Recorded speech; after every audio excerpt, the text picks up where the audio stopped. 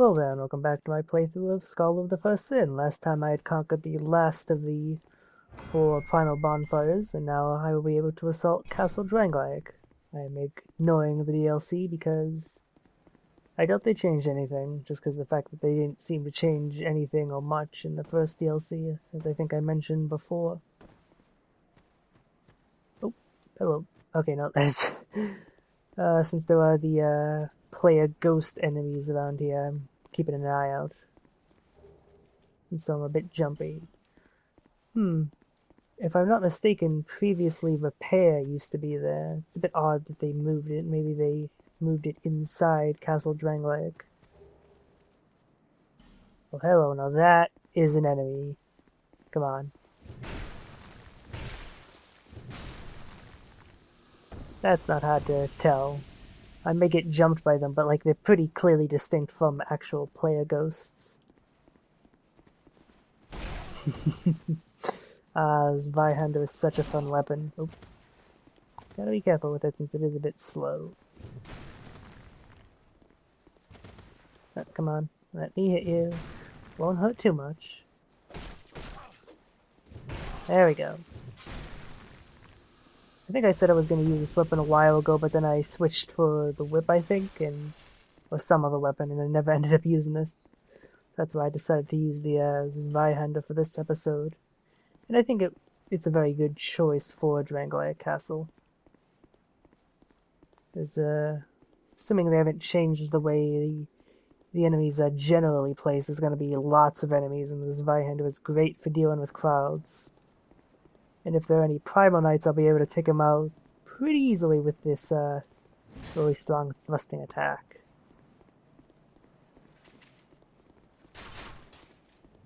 The lighting here, I think they changed it a bit. I remember these Royal Swordsmen here being a bit harder to see originally. Oop, forgot there was a third one. So I think they changed the lighting a bit to make them a bit easier to see, which is a good thing, because previously it was easy to miss them, and then suddenly you get ambushed by the one here and then the 2 firing crossbows at you. Crossbow bolts, rather. Shooting crossbows at you would be a bit silly for this game, I think. And holy water urns, which are unfortunately kind of useless. Ah, damn it. Okay, let me two-hand it and go for a jumping attack. Let's see if I can't get him. Nope. I missed. God damn it. And I think that one had chunks and even a slab. I'll probably head back for it at some point. I screwed up the input on the jumping attack. Yeah. I think it's because the input for Bloodborne is a bit different, so it's kind of screwing me up. Oh well, not that big of a deal. This castle. And yep, she has the same dialogue as ever. Okay, so they still got the 2 Primal Knights up there. The Elephantine dudes. Oh, but actually, if I'm not mistaken, yeah, they're a bit further down. Previously they were higher up, so you had to actually aggro the crossbowmen and basically sort of strafe backwards and pull them back, otherwise you had to fight these guys while being pelted with bolts. So I do quite like that they put them further down. That removes that hassle. And yeah, as you can see, 500 without a counter hit, 751 with. Thrust attacks are very good against these guys.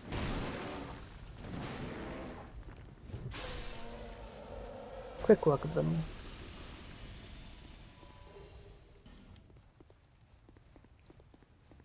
But let's see what they did to change the area right in front of the gate, because I can't imagine they haven't done something to alter it. Oh, hello. I see what... Okay, for one, these guys have, it looks like electric bolts, which was not a thing they had before. Let me see that again. Yep. So that's interesting, and as I was saying, I see what they're gonna do. Let's see if they unfreeze immediately, or if I have to go near them.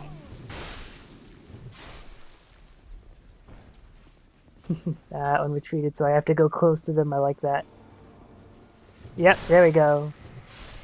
A Cyan Knight that unfroze. Oh god, and here comes the cloud. Oh dear. Okay, let me... Yep, there I go. Probably should have just struck again. I probably would have at least killed them, but whatever. Ended up working out in the end.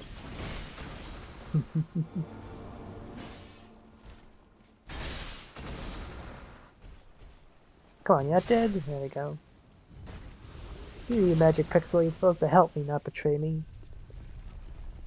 But yes, otherwise this part is the same, but they... Is that a mimic? Okay. Thought it wasn't, but I'm testing every chest now after getting hit that once. Fortunately, it's not on camera because I lost that video because I'm an idiot. But yeah, so otherwise this area is the same other than the frozen cyan knights, which I actually quite like. Oh, it seems that not all of them. Okay, so some of them are legitimate statues.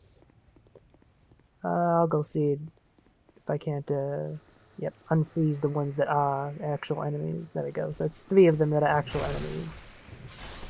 I really do like that because there weren't any such enemies, any frozen cyan knights in the original, so that's a bit of an addition.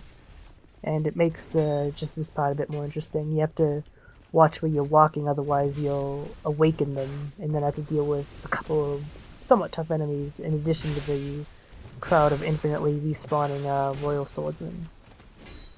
Okay, let's try to go for a parry on this guy. There we go. Oop. Can I get a... Yeah, okay, just barely got the riposte, because they give you plenty of time in this game. Something that is kind of a bit silly. Although that said, I think the time that, oh dear, that's at risk. That's not good. Should use some repair powder. Although I think the time they give you to do a riposte in Dark Souls and Bloodborne is a bit too low. I hope that the, eventual Dark Souls 3 has a time window for the riposte somewhere between this game and what Bloodborne has, and I think that would be ideal. It'd still be quick enough that you have to, like, get it quick, but not... It's not short enough that you can easily miss it like you can in Dark Souls and Bloodborne. That would be my hope, at least. Okay, I will be talking to Veliger in a bit, but first I want to check out this one, because in the original release, you got some pursuers here, but only in New Game Plus, so I'm wondering if... Okay, I was wondering if perhaps they had added pursuers in here for New Game. It'd be interesting if they had an encounter with 1 here and then saved the 2 for New Game Plus, or did 2 here for New Game and 3 for New Game Plus. That would be interesting, but seems that that's not the case, so let's talk to Veliger here, since if nothing else, he has a pretty good gesture.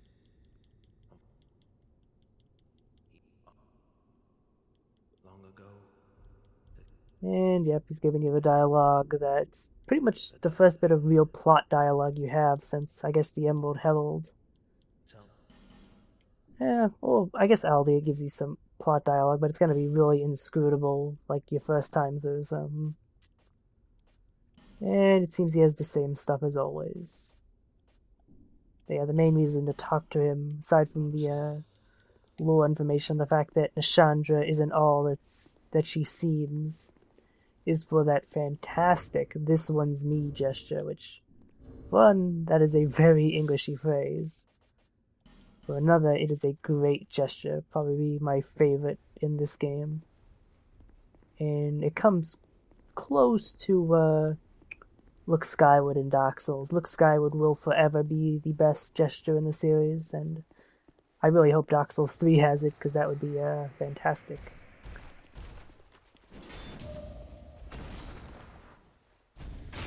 Ah, okay. Previously they had a bunch of just cyan knights standing around here, but now they've changed them out for petrified ones. I really like that they're using this petrified enemies gimmick a bit more. Because in the original, I think it was just the mastodons at the gate.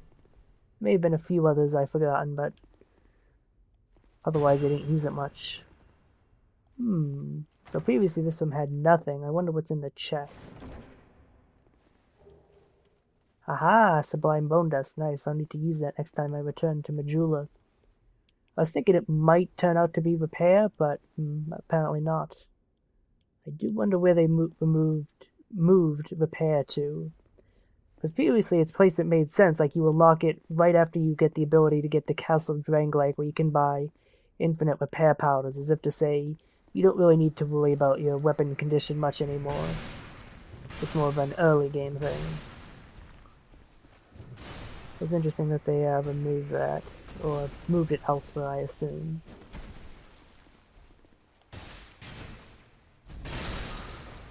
I don't quite one-shot these guys with a crit, which is annoying, because then you have to wait a couple seconds for them to start the animation, and then wait for them to complete the animation and get up before you can actually hurt them, because they have iframes throughout. And yeah, these doors are still nothing. I guess they're there just to show you that you only explore like part of the castle. The actual castle is much larger, you're just not exploring it. Oh, this time that. Yeah, there we go. Go fly, you bastard. Oh. See, I said I should repair my Zweihander, but I completely forgot about that. Now I'm gonna have to return to Majula and talk to Lenegras. Let's get another weapon in there. Let's get the rapier. Yeah, there we go. That'll serve me until I get to the bonfire in like 30 seconds. I do need to have a weapon because there could be, wait, I don't have that equipped. There we go. There could be new enemies on the way. Previously, after you get past this one, there weren't. Oh! Ah, that's interesting. They don't unfreeze until you start climbing down the ladder, so I guess, okay, I said they, but only one of them unfroze. I guess they're more of an enemy if you're coming back up this way to talk to Veliga. And these guys, yep, they're just statues as always.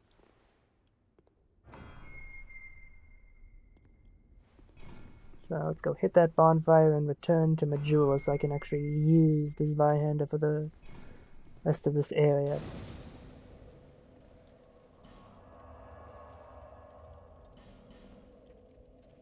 I also might spend the souls I have, because yeah, 27k is a pretty good amount. I can get a few levels out of that, maybe some life gems. You know what, I should probably upgrade this Zweihander to +9 if I'm going to use it. +6 works prior to Castle Dranglike, but I think they really do expect you to have a +9 or 10 weapon by the time you get there, especially in this version with them showering you with upgrade materials more so than the previous one. Or at least it seems that way to me. And yeah, that's probably why I'm not one-shotting them with a crit, even though Ultra Great Swords have pretty strong crits. Is because it's only +6. So first of all, let's repair and then see about reinforcing it. I have plenty of chunks, thankfully. And yeah, I have plenty of slabs, so let's get it to +10. This should make Castle Dranglake go much smoother. And nice, I got a trophy. Supreme Weapon. Let's see. I'm tempted to reinforce another weapon while I'm here, because I'm thinking of doing just one video for Castle Dranglike. It's an entirety rather than splitting it up as I was originally considering. And in that case, I'd want a secondary weapon to switch to after killing the double dragon riders. So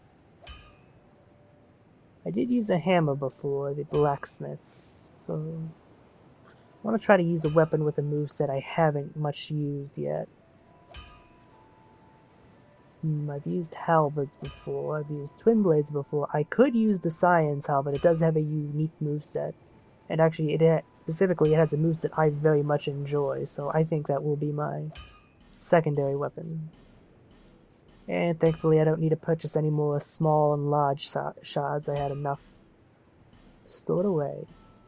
So let's get that maxed out. Oh, guess I'm not going to be leveling up. Yeah, the cost of upgrading the weapons is pretty expensive in this.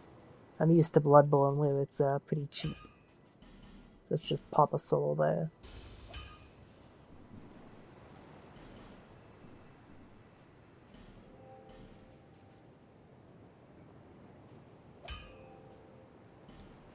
Alright, there we go, +10. I'm curious how strong it is. Let's compare the attack ratings of the two weapons. I won't have both of them equipped, obviously, because that would put me overburdened, or at least over 70% since they're pretty heavy. So yeah, 507 compared to the Zweihander's 531. The Science Halberd is pretty damn strong. In fact, if I'm not mistaken, let me see, I'm getting 35 from that, so an 85 bonus. Okay, yeah, which means I'm only getting in the 90s for scaling. Okay, yeah, so that, they haven't... I thought they might have boosted the scaling a bit, but no, it's just because they have the Rob Flynn going. Yeah, let's take that off. There we go. Nice, 51.6% equip load, and actually decent stamina regen. And I guess I'll use these last few soul dregs in order to purchase some life gems. Can alternate Estus with those and not have to worry about healing even remotely. You know, another thing I mentioned I was gonna do a while ago that I completely forgot about and have even wasted levels on other things is leveling attunements so I can use pyromancy. Every time I completely forget to do that. I will try to remember next time I get a good amount of souls. I'll try to do that after I kill the double dragon riders. Use the souls I get from them and the enemies before them. Get some attunement, get my pyromancy flame upgraded, and actually use that shit. Because I do at least want one for PvP, because if you've used pyromancy in PvP, you know it's very good.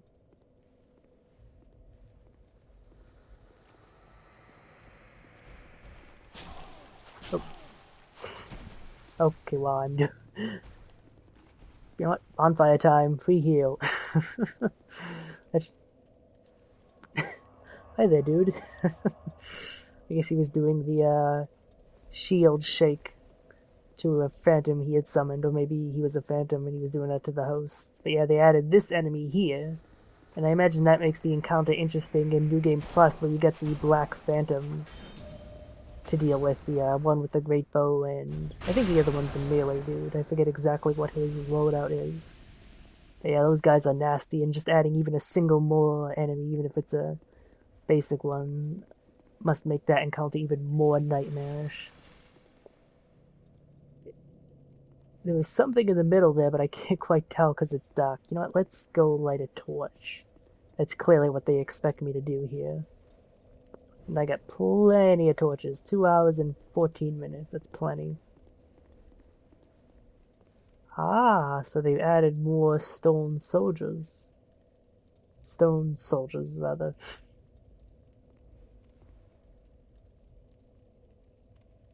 Hmm.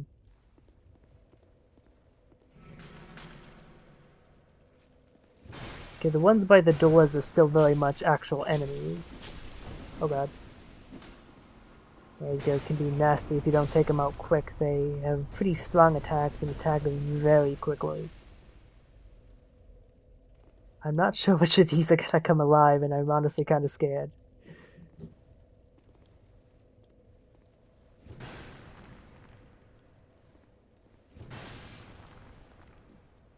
Perhaps... Okay, this one's alive. So they've added a bunch more of these, but only a few of them actually seem to be alive, which is interesting. So it's not nearly as much of a threat as I had first thought. Ah, it's tricky. One right here where you wouldn't expect it. Oh, and I got lucky with a slab. Alright, this guy... Okay, and it seems that some of the ones by the doors... So yeah, they've completely swapped, like, in addition to adding a bunch of statues, they've also made some of the ones that were originally enemies statues, so... I'm gonna have to watch out for that. Let's see about opening all these doors. I may have screwed myself, and I might have to rest at the bonfire to respawn enough of these guys in order to open the doors. We'll see about that. And there's still, yep, still a ruined sentinel behind each. Thankfully, as long as you take them out one at a time and you don't have any stolen soldiers at your ass, they're really not threatening. They're barely threatening as a boss once you know how to deal with them. Oh dear. I say that and then I get hit. Yeah, as long as you handle yourself appropriately, they're not threatening. I think previously this had a Mastodon greatsword, and it still does. So that way if you didn't get lucky with drops, you could get a guaranteed one there, which is nice. It's one of the, yeah, one of the better greatswords in the game. It's good for strength builds, and it has very high attack rating, although it loses a bit in damage as it doesn't have a counter bonus. It only has 100, so it doesn't do extra damage for counter hits. But the good attack rating and the long reach more than make up for that. Oh my god, what? Where did that stone soldier come from?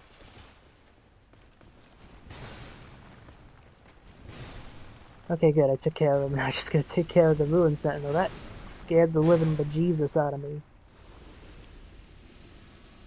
I honestly don't know where he came from. Like, I don't think he came from the other side. Like, there must have been one I didn't notice, or... Perhaps, wasn't there one here? Maybe it was that one and I didn't go close enough to it before to awaken him. Interesting. Thankfully that ended up going pretty well.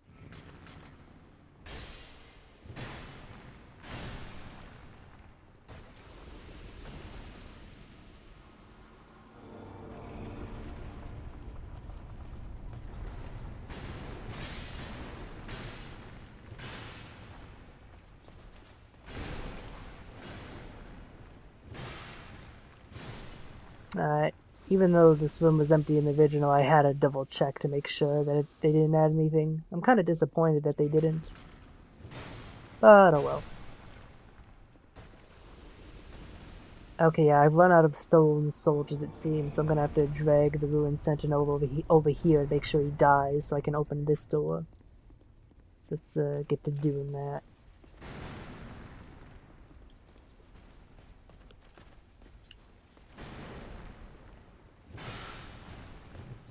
I think I mentioned this before, but I really do like the lighting change. The fact that you really do need a torch in areas where you previously didn't. In the original version, you really only needed a torch in the gutter, but here you need it in other dark rooms that just really weren't all that dark before. And I really like that just because of how cool these rooms look when you do have a torch lit, the way the shadows work.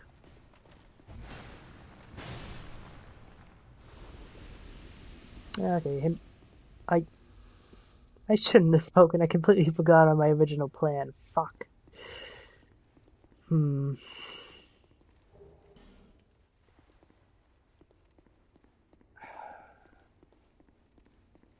know what? I'll do that later. I'll do that on my own time just because having to go through this room again, I'll have to kill most of the stone soldiers and all of the ruined sentinels in order to be able to get enough peace to kill one enemy by the door and open it. So yeah, I'll do that on my own time.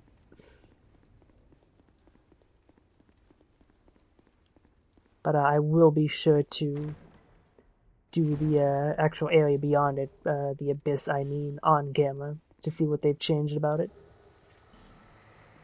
Oh, okay, so that's where you get the item to access the third DLC.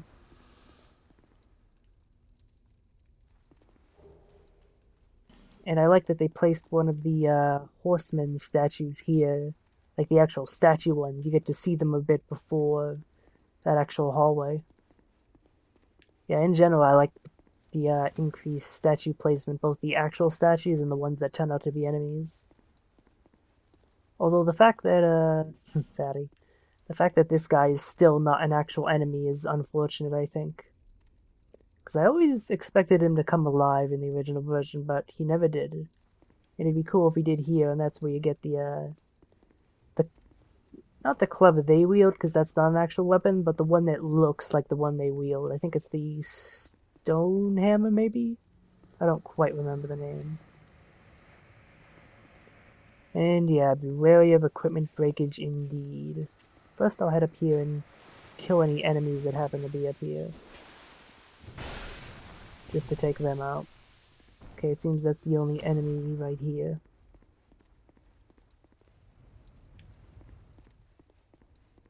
And now I gotta go through the... You guys aren't alive, right? Yeah, they don't even have heads. And now I'm gonna go through the hassle of searching here because they could have added good items. And yeah, there's a crossbow dude sniping me up there.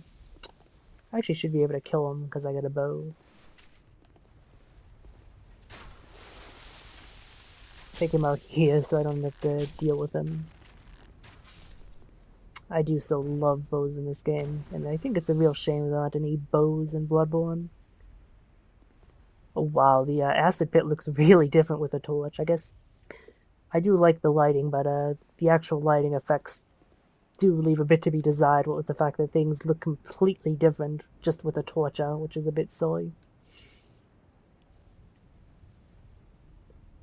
Okay, so now I gotta go through the process of taking off every bit of armor and rings, because they'll break. Weapons I can leave on, because they're not affected by the acid, so I just want to go through and make sure I know what I have equipped, so forlorn hood and gauntlets, rogue leggings, and mannequin top. And yeah, these rings. So let's go. Oh god, I didn't realize it was waist deep. Ugh, that is so nasty. Aha, I was just gonna say, I wonder if they've added enemies, and of course they have. That is why you want to keep a weapon on hand. Any more enemies? No. Attack the chest just in case. And let's see what's inside.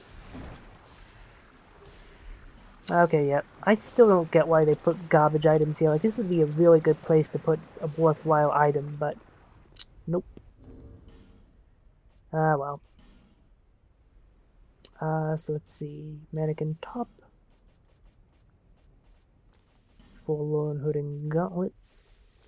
And rogue leggings. There we go. And yeah, I haven't changed up my armor at all, in case you're wondering, just because I really like this look, and I think this is the look I'll be keeping on my character when I PvP and stuff. Quite nice looking.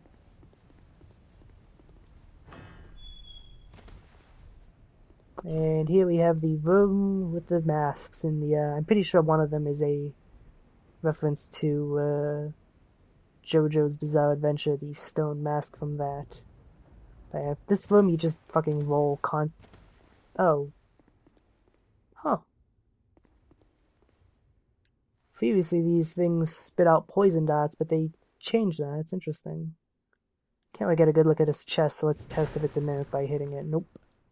Maybe opening this chest will trigger the masks?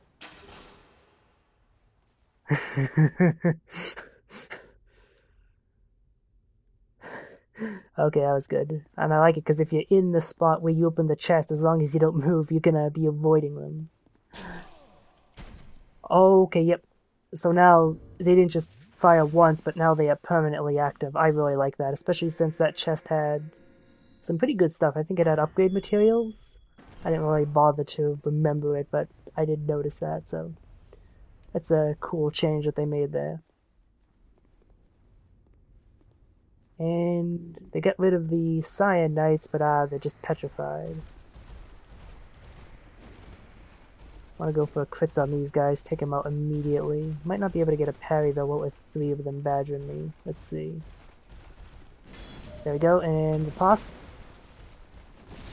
I didn't run out of time, but I wasn't quite in the right position to actually get the riposte, so I missed it.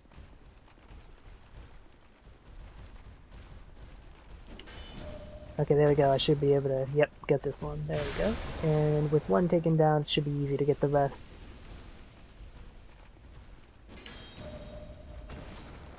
Brilliant. And one by itself is not threatening at all. I just gotta get him away from the Nishandra portrait so I don't get cursed. And there we go. These guys are like the Silver Knights. They can be tricky until you realize that they're super easy to parry, and then they're just kind of babies. So previously there weren't items here, so these are all new, but none of them are particularly interesting, except for that. Petrified dragon bones are very much welcome. Now let's see if they changed up the NPC Invader at all. Previously this is the first time you could encounter, yep, Nameless Usurper, same as always. Who I think is supposed to be Alicia, but if I remember right, this NPC's actual model is male, if you look at it closely, which I'm not sure if that's supposed to be telling or if they were just lazy.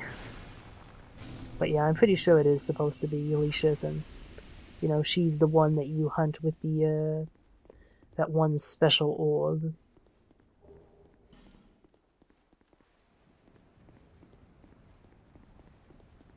And let me guess, these guys are gonna be... Oh, I expect these guys to be alive, so that way if you run away from the nameless usurper, then you'll get ambushed, but nope. A bit disappointing, but oh well. Looks like they might have added a couple of crossbowmen, but they're really not threatening even with that. Oh, hello, where did you come from? Well, they added a Cyan Knight somewhere, but I'm not sure where. Ah, I see. It's an even better ambush, really.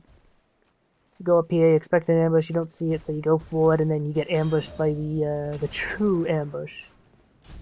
That's nice. I like that they don't aggro just by stepping close. They'll aggro if you step at a certain, oh god, specific spot. I'm guessing it was crossing up here that made him come to life, which is neat. Because I think in the original, all the frozen enemies only come to life if you go near them.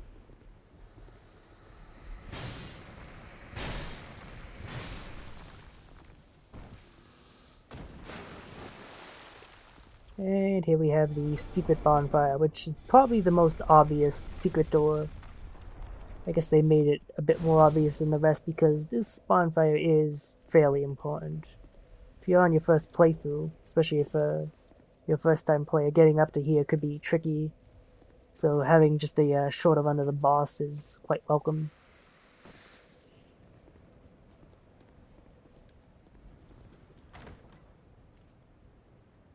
And let's see if this still contains the bow of the hunter's black bow rather, which is Faris's bow from the original Dark Souls, and is pretty much the best bow if you have decent dexterity. Because I believe it's the fastest firing, has the lowest stamina consumption, tied with a couple of the other bows, but it also has, I believe, a greater firing distance and more damage if you actually have a decent amount of dexterity.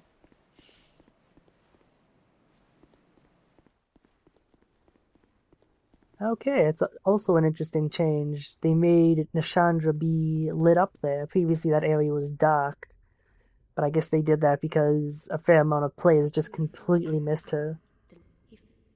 Here, you're gonna notice her, you're gonna go closer, and you're gonna know that you can talk to her, which is what unlocks having all the bonfire spots that you yet haven't visited appear on the warp menu but grayed out, which is a very nice thing to have. And so it's good that they made that more obvious. Okay, if I'm not mistaken, Belclair is the NPC that is available for the Ruin Sentinels. I'm kind of curious if she has anything updated, like if she has better sorceries than the basic soul arrows that she has for that fight. Although I think she might actually have Soul Spear for that fight as well. Yeah, I figured I'd summon her. And they haven't actually given... Yeah, it seems like they haven't given any of the old NPCs, even ones that they've put in new places like here. It seems like they haven't updated their AI, which is unfortunate. I guess maybe that would have been too tough. But yeah, and I don't mind summoning for this boss especially because it's very easy. All you gotta do is hit the first one until the second comes down, and then either finish the first one off or take out the second, since the second one has practically no HP, like very little. So I should be coming down somewhat soon.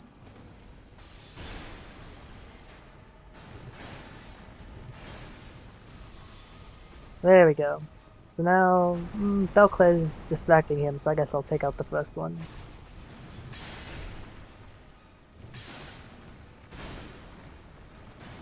Heal up just to be safe. Oof.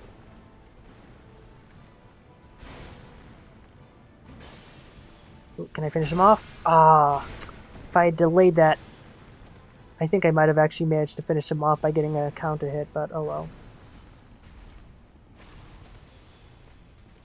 And yep, there we go. Nothing to be afraid of.